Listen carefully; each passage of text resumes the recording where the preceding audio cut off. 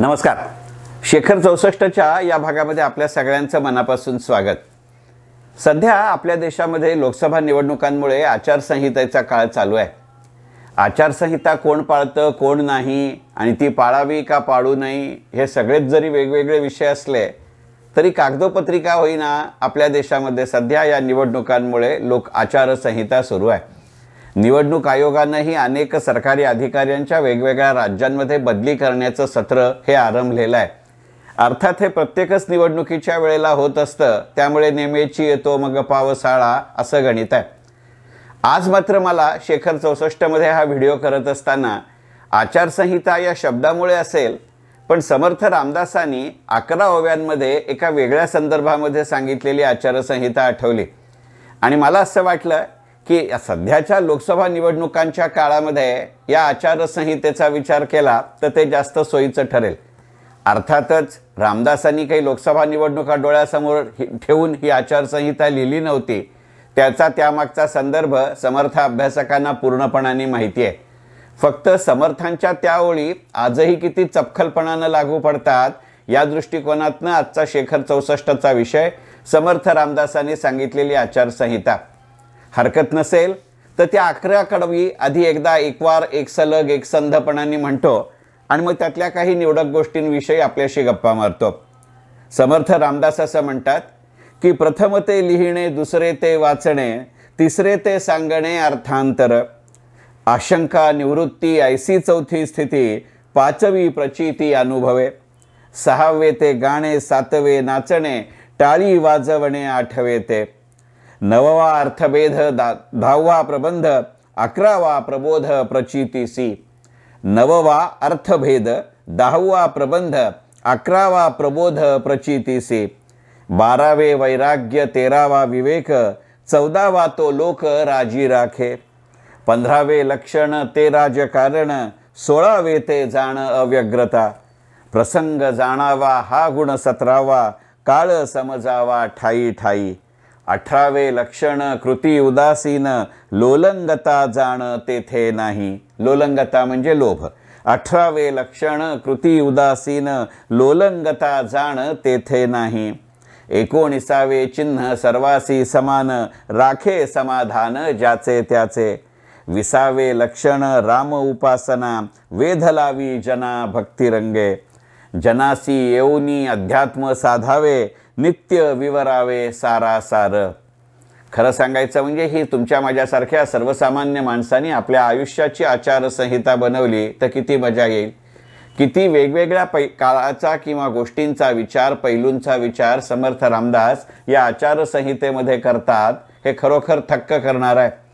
बघा ना, हल्लीच्या सध्याच्या काळामध्ये ज्याला आपण सेवाप्रधान क्षेत्र म्हणतो किंवा सर्व्हिस सेक्टर डॉमिनेटेड इकॉनॉमी म्हणतो, त्यावेळेला कोणतीही संकल्पना म्हणजे कन्सेप्ट आणि कोणतंही उत्पादन म्हणजे प्रॉडक्ट याचा अस्तित्व काल म्हणजे आपल्या मराठीत बोलायचं झालं तर शेल्फ लाईफ अत्यंत मर्यादित होत आहे. अक्षरशः आज घेतलेलं हार्डवेअर उद्या चालत नाही. आत्ता बसवलेलं सॉफ्टवेअर अर्ध्या तासाने कालबाह्य होतं. नेटवर्क आणि टेलिकम्युनिकेशन तर भन्नाटच बदलत असतं. त्यामुळे आपल्याला सतत कृतीशील राहावं लागतं आणि ही कृती करण्यामागे विचारशील राहावं लागतं. आणि मग अशा वेळेला या आचारसंहितेतलं जे पहिलं कडवं आहे, प्रथम ते लिहिणे, दुसरे ते वाचणे, तिसरे ते सांगणे अर्थांतर. अर्थांतर हा शब्दप्रयोग समर्थ रामदास स्वामी या आचारसंहितेतल्या पहिल्या कडव्यामध्ये अत्यंत वेगळ्या अर्थाने वापरतात. ही गोष्ट खरी. मुळातच समर्थ रामदासांची शब्दशैली हाच एक वेगळा प्रकार आहे आणि त्यामुळे अर्थांतर हा शब्दही ते तशाच अर्थाने वापरत असतील याविषयी कोणतीही शंका नाही. अगदी साधं उदाहरण पहा ना, की साधारणपणे आपल्या नेहमीच्या बोलीभाषेत मराठी भाषेत आपण अचपळ या शब्दाचा अर्थ अत्यंत वेगळा लावतो, परंतु हे विशेषण किंवा प्रत्यय आपल्या मराठीमध्ये नकारार्थी जास्त वापरलं जातं. परंतु समर्थ रामदास मात्र जेव्हा अचपळ असं म्हणतात त्यावेळेला त्यांना त्यांचा उल्लेख किंवा उद्देश किंवा अर्थ अभिप्रेत असतो तो अतिचपळ असा आहे. आपण सर्वसामान्य मराठीत चपळ म्हणजे चपळ नाही असा वापरतो. साहजिकच अशाही अर्थानं अर्थांतर हा शब्द आहे. आता मुळात अर्थ या शब्दालाच आपल्याच्या बोली मराठीत दोन अर्थ आहेत. अत्यंत इकॉनॉमी डॉमिनेटेड, प्रॉफिट डॉमिनेटेड अशा आपल्या आजच्या समाज व्यवस्थेमध्ये अर्थ या शब्दाचा अर्थ फायनान्स या गोष्टीशी जास्त लावला जातो. भाषेमध्ये मात्र आपण अर्थ याचा शब्द मिनिंग या शब्दाची जास्त लावत असतो. पण जर तो आपलं मिनिंग आणि मीनफुली साधायचा असेल तर प्रथम ते लिहिणे, दुसरे ते वाचणे, तिसरे ते सांगणे अर्थांतर अशाही अर्थाने समर्थ रामदासांची ही ओवी उपयोगात आणता येते. आपल्या लक्षात असेल तर आपल्या शाळकरी जीवनामध्ये आपल्याला शिक्षा म्हणून सुद्धा एखादा धडा, एखादी कविता, एखादा परिच्छेद 1 वेळा, 5 वेळा, 10 वेळा, 100 वेळा असं लिहायला सांगत असत. म्हटलं तर ती शिक्षा होती, पण त्याच्या मागचा खरा अर्थ असा असतो की ज्या वेळेला आपण एखादी गोष्ट लिहित असतो त्यावेळेला ते वाक्य लिहून होईस्तोवर किमान 3 वेळा ते आपण मनातल्या मनात म्हणत जातो.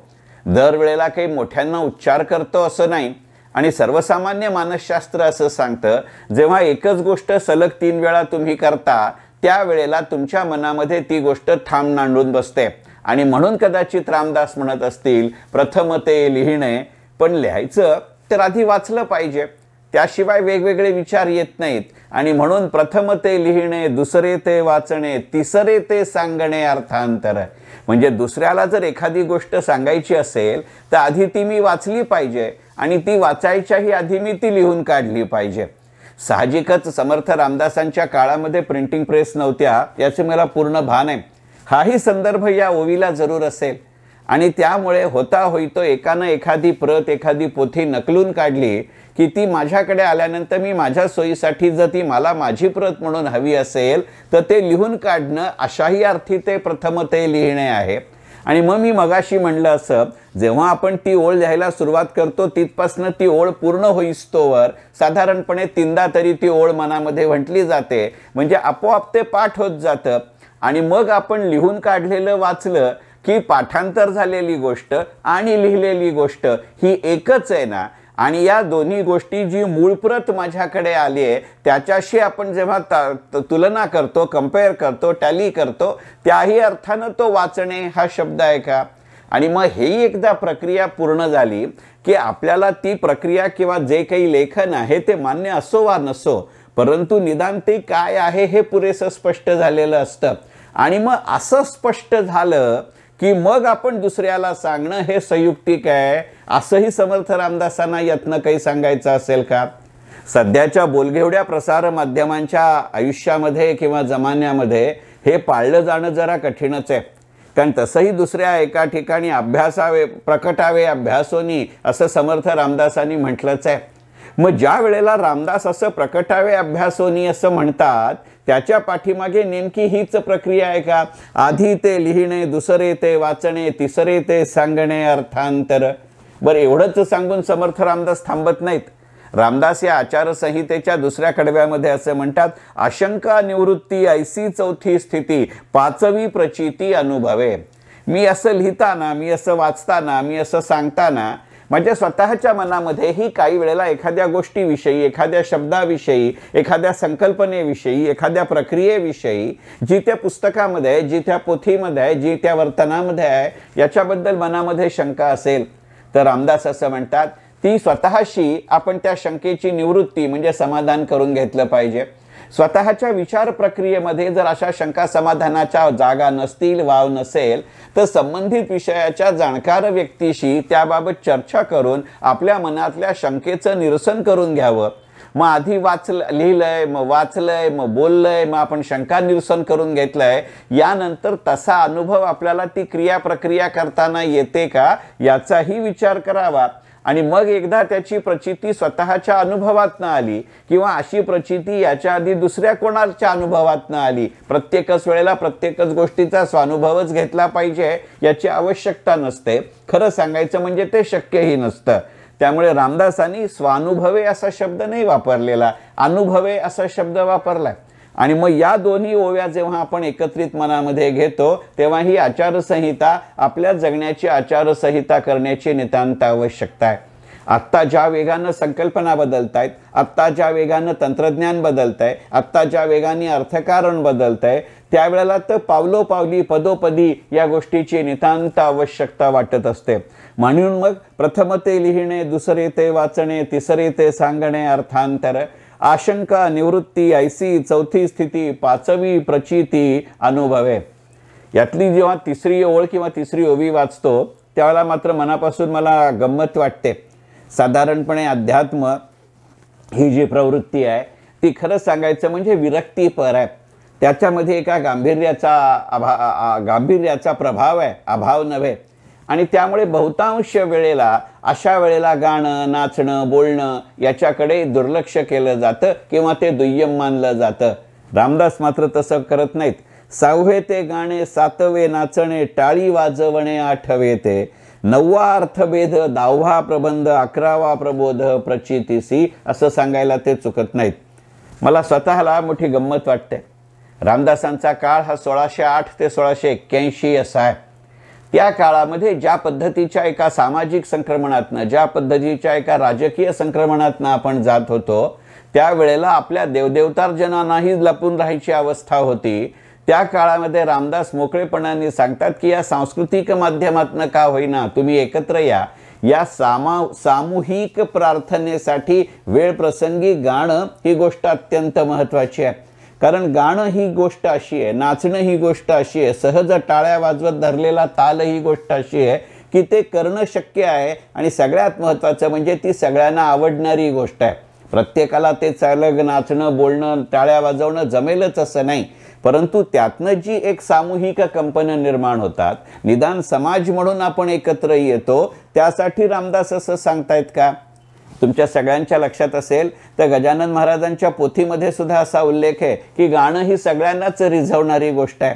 मग स्वतः गजानन महाराज कोणतं पद लाडकेपणाने म्हणत असत, कोणतं वेगवेगळ्या रागात म्हणत असत, गंगा भारती गोसावींनी कसं म्हणलं, ब्रजभूषण गोसावींनी कसं म्हणलं, याचे अनेक उल्लेख गजानन महाराजांच्या पोथीमध्ये आहेत. आणि एक प्रवाद किंवा प्रवाह असाही आहे की गजानन महाराज समर्थ रामदासांचे अनुयायी वंशज नसले, वारसदार नसले तरी अनुयायी किंवा अवतार जरूर असावेत. अशा प्रसंगामध्ये मग हे 6वे ते गाणे, 7वे नाचणे, टाळी वाजवणे 8वे ते याचा वेगळा संदर्भ येतो. मग या तिन्ही गोष्टी जेव्हा, ही तिन्ही ओव्या जेव्हा मी एकत्र करतो त्यातनं अर्थभेदाकडं जाता येतं. अर्थभेद याचा अर्थ प्रचलित अर्थाच्या विरुद्ध वागणं असा नाही आहे.